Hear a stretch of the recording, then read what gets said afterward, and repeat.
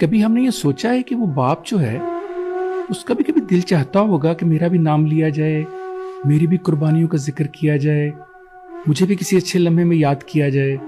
کوئی یہ تو بتائے کہ وہ درخت جو سب کی دھوپ برداشت کرتا ہے اپنے بچوں کو، اپنی بیوی کو چھاؤں دینے کے لیے، جب اس کو دھوپ لگتی ہے تو اس کو کہاں کی چھاؤں چاہیے ہوتی ہے؟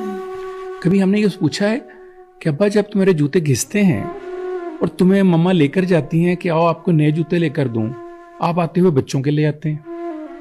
کبھی اس سے آپ نے پوچھا ہے کہ جب آپ بیمار ہوتے ہیں اور آپ سے کہا جاتا ہے دوائی لے لو، آپ کہتے ہیں نہیں پہلے بچے کی فیس جمع کروا دیتے ہیں؟ کبھی اس سے پوچھا ہے کہ جب عید پہ کہا جاتا ہے کہ آپ نے نیا سوٹ سلوانا ہے، آپ کے لیے آیا تھا وہ لے لیں، تو کہتے ہیں میرے بڑے بیٹے کو دے دو؟ اور جب بڑی عید پہ کہا جاتا ہے دوسرا سوٹ آپ کو سلوا دیں، تو کہتے ہیں میرے چھوٹے بچے کو دے دو؟ اور جب کہا جاتا ہے کہ آپ نے اتنے عرصہ ہو گیا نیا سوٹ ہی نہیں پہنا، تو آگے سے جواب ملتا ہے ابھی میں نے تھوڑے دیر پہلے ہی تو سلوایا تھا۔ اور جانتے ہیں وہ تھوڑی دیر کتنی ہوتی ہے؟ 10 سال۔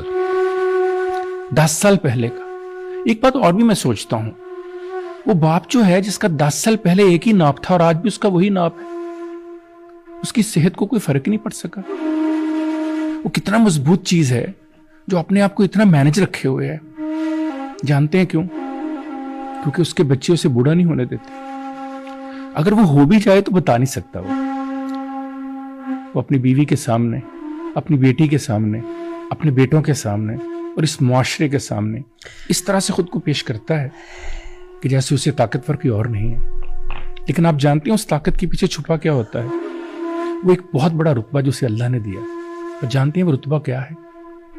جب اللہ نے کہا کہ جنت ماں کے قدموں تلے ہے، تو جانتے ہیں اس جنت کا پہنچنے کے لیے دروازہ بھی ہوتا ہے، اور جو 7 دروازوں میں سے سب سے بڑا مرکزی دروازہ ہے وہ باپ کے نام پہ کھلنا ہے۔ جب تک باپ کے نام پہ دروازہ نہیں کھلے گا، آپ ماں کے قدموں میں مجھے جنت تک نہیں پہنچ سکتے۔